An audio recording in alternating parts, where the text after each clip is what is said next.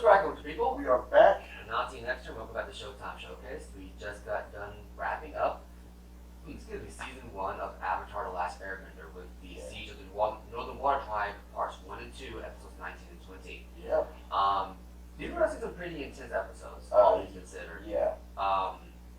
And I kind of wish that we had watched it instead of 19 and 20, 18, 19 and 20. Yeah. I think that would have been better for this. But what we got as like an actual two-parter was, in my opinion, is one hell of a way to end the first season on. No, it is like it was a lot of darkness, sadness, and still somewhere a little bit of hope at the end. It's crazy, crazy as that sounds. So what ends up happening is that Zhao brings the entire fleet of the Fire Nation to bear on the Northern Water Tribe, and it's a long siege. Aang has to go into the spirit world to talk to a spirit named Ko, who's basically this weird millipede thing. The thing is that he steals people's faces. That's right. If you show any kind of emotion, it's not even people, it's any creature's face. If there's any emotion on the face, he'll steal it. And we learned that a past avatar tried to slay Ko because he apparently stole the face of a lover, and I think it's heavily implied that the woman's face he shapeshifts into is the face he stole to incite that fight. Oh my God. But since he's obviously there, the past avatar didn't kill him. So Aang finds out that the water and moon spirits were in the human world the entire time as the two koi fish inside the koi pond behind the water tribe palace. And Zhao, we find out, has a plan. He wants to kill the moon spirits. Yeah. The entire time, I was saying, do not harm the spirit. Do not mess with the spirits. You don't know what you're doing. But Zhao is so blinded by delusions of grandeur, he doesn't want to hear it. Not one bit. That man, Uncle Iroh, which by the way, rest in peace, Michael. You were a great actor. Yes. When it comes to it, and I don't want to speak a lot of this here. You got to watch it on Netflix. Yeah, Jesus Christ. When Zhao captures the moon spirit and threatens to kill it, Iroh is there telling Zhao, "You better let it go." Yeah, you better let it go. And Zhao's like, "Oh, you're a traitor. Well, I'm not surprised." And I was like, "I'm not a traitor. I'm letting you know right now. Destroying this moon spirit doesn't just hurt the water tribe. You hurt everybody." And he basically, Mako gets so irate with him that he says, "If you do anything to that spirit, I will do to you tenfold. Let it go." I was like, yo. And what I liked about the scene is that Zhao basically did what Iroh told him to. No matter, and what I got from that is not so that he respects Iroh as a general, but I think at that moment he understood, or he remembers Iroh's reputation. We found out later that Iroh has a reputation that he's not just a great general, he's an amazing fighter too. No, he is. And we saw hints of that in an early episode 3, actually. Yes. And I think Zhao understood that Iroh's not kidding. No, he wasn't kidding. Did you know, like, his tone, he has never been that angry. No, never. He's always been calm, peaceful. Even when people are talking shit about him. I wouldn't say he was angry. He was unbelievably firm with this guy. Yeah.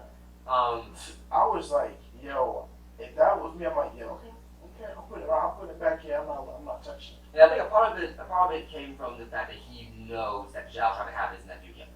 Yeah, of course.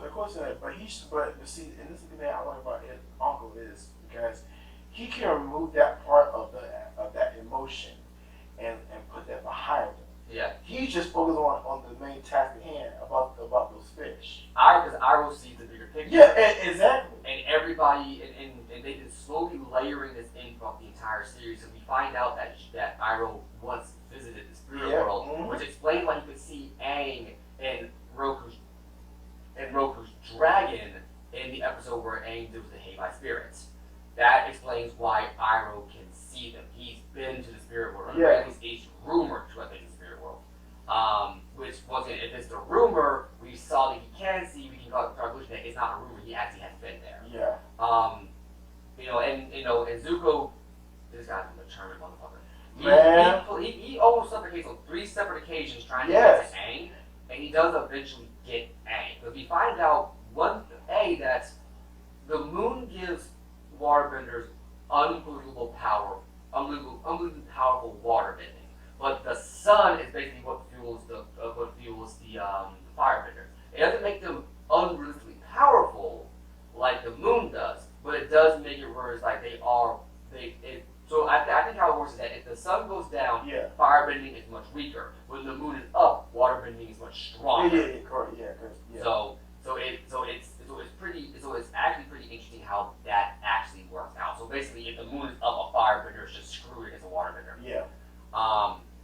So we get once again a little bit more world building without having to break the pace of the episode Yeah. at all. Yeah. It's like when I'm thinking back on this entire season, the season ends tragically, but the entire season, we've gotten a solid idea of how the initial rules of this world work. Yes. Without having to sacrifice the pacing of the story to get there. Exactly. Yeah. And I don't know. It's just amazing me. It's just like those last 2 episodes of season 1 was just really, I think, really hard for me to watch sometimes.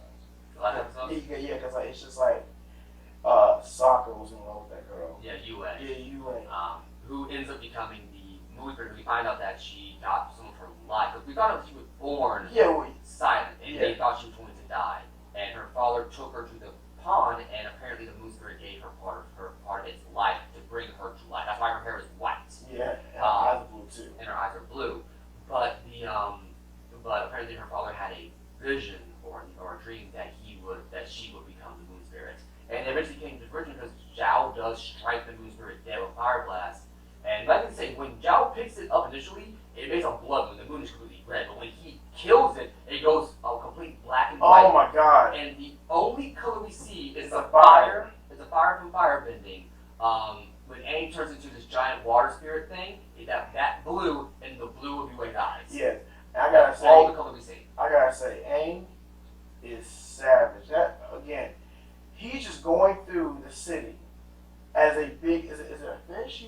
He's going through as the water embodiment Yes. of the anger of the water spirits, water. which is a koi fish. Yeah, thank you, koi fish. And then you see him just obliterate all the Fire Nation. Yeah, as of right now, with this episode, Aang has the biggest body count in the entire series. No, he has, because that man showed all the ships.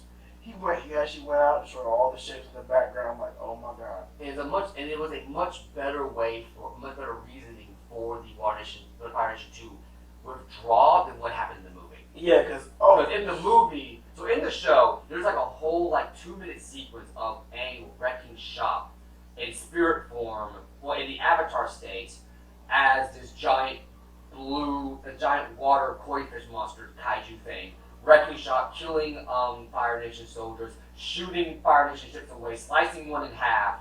It is a whole 2-minute sequence, whereas in the movie, he walks into the wall, holds a giant wave, and decides to retreat. yeah, no, it was so dumb. Yeah, when I was like, what the hell? Like the wave was up here, all the ships were just like looking up, and I'm like, okay, well, You can't do nothing about that. all right, we're going home. Really? I'm like, that was really shit. Yeah. Compared to what I just saw again. I don't remember like I said from the beginning, I didn't remember any of the episodes, but I do remember watching it. But just seeing that ending, I'm like, that was a way better fucking ending than the movie. And that's how I knew Night Shyamalan did not do his research. Yeah. And that was tragic. And on top of it all, it ends on a pretty tragic note. It does. Yue ends up dying because she has to give the life she got from the moon spirit back to the moon spirit. Yeah, and she ends up becoming the moon spirit. And Sokka's first love is gone. Yeah. And here's the thing, though. We get to see that relationship develop over the course of 3 episodes. Yeah, for real. And while it may have been short, I believed it. No, I believe it. Yeah, but again, We're talking about 16-year-olds. Yeah, You know? but again, it was believable though. Yeah. It was believable. Because we got to see, that she actually finds him somewhat cute, somewhat attractive. Sokka's very clearly interested, and we see them develop that slowly over the 3 episodes. We find out the reason why she can't view because she's engaged because of the tradition of the water tribe, which was established in the initial episode of the Waterbending Master, and then we see her fighting back and forth between what she loves and her people's tradition, and it's clearly eating at her. Yes. To the point where at the end of it, she can ultimately do neither and just die. But and I think what hurt me more too is like as soon as they put her back into the water and everything go back to normal, you see her spirit for a split second come out and tell Sokka, I will always love you. Yeah. And then she goes down to kiss him. And it's just so sad because like again, out of 3 episodes, they gained a relationship. Yeah. And he lost her in the next 2 episodes. Over the course of basically 2 days. Yeah, Not bad. I think it's no, actually, but still, but still, accurate though. But like, and then he just finally see her one last time as a spirit, and then he actually gets to kiss her one last time. But that's just really sad. Yeah. That's really sad. That's rough, buddy. Yeah, I feel bad for Sokka. Like I think over the course, over the next couple of months, like after like within that time frame, I think Sokka's gonna have a really hard time dealing with that. I think he will. I don't remember the show in season 2 personally. I don't either. But I'm just guessing. But I do know that after this, they carry these episodes with them. There is continuity between every single episode, and we see each character, even Zuko to some extent, grow because once again we see him sailing off on a raft with his uncle, and he's just like, I'm just tired, and Iroh goes, a man needs his rest, which is interesting because we find out in the same series of episodes that we find out the reason why Iroh is so specifically nagging with Zuko. We find out that Iroh's own son has died. Yeah. And he basically has adopted Zuko as his own son. Especially after his brother just disowned Zuko. Yeah, that got me emotional. I was like, the fact that this man sees him as his own son. Yeah. And he didn't have to do that. He did not have to do that. They could have just been uncle and nephew, and Zuko knows. Zuko outright admits, I know. You don't have to say it. Yeah. I know. And it's like if you've seen the show and you know where it goes, you understand why that particular scene is so poignant and so tragic. Even Zuko's character specifically. Yeah, because man, it's just, it's not tragic. It's just sad. Cause like you can feel the emotion. Yeah. That he has with Zuko, and it's just like he just wants him to be on the right path. Yeah. And I think a part of me feels like Uncle knows what that path is. He's gonna let the universe play it out. Yeah. Cause I really think he does know. Oh yeah, no. Here's the way I see Iroh right now. Iroh is basically he's trying to teach Zuko the best that he can, but he ultimately understands that Zuko's going to have to learn a lot of these lessons the hard way. Yes. Because I think Iroh understands that Zuko is not going to live the same life he lived. No. He's not going to go through the same journey he went through. So I think in Iroh's mind, I want to teach him what I can to the best of my ability. One day these lessons will click, but in the meantime, he's going to have to learn the hard way. Yeah. So once again, that's very interesting. And then the episode ends on a cliffhanger where we see the Fire Lord sending his sister after him. I'm like, oh Jesus, is not gonna be good for both of them. Which we find out. I think partway through the second episode, partway through that same episode, that Zuko basically tells Aang that you're just like my sister. She had everything come to her. She was a gifted firebender, and he basically quotes to Aang while he's on the Avatar stage that his dad once remarked to him, "Your sister was born lucky. You were lucky to be born." Yeah, that's what you just don't say to a kid. No, you don't. And that right there is just like, I understand the show, but it's just like. And this comes after Iroh admits that he sees Zuko as his own son. Yeah. And it's just that, as a human being, I'm just like, why are you trying so hard to impress your father, who wants nothing to do with you? And it's like that's how you do daddy issues right. Yeah, that really is. Yeah, let's be honest here. Your father wants nothing to do with you, and you still try to be, and you still try to please him by getting the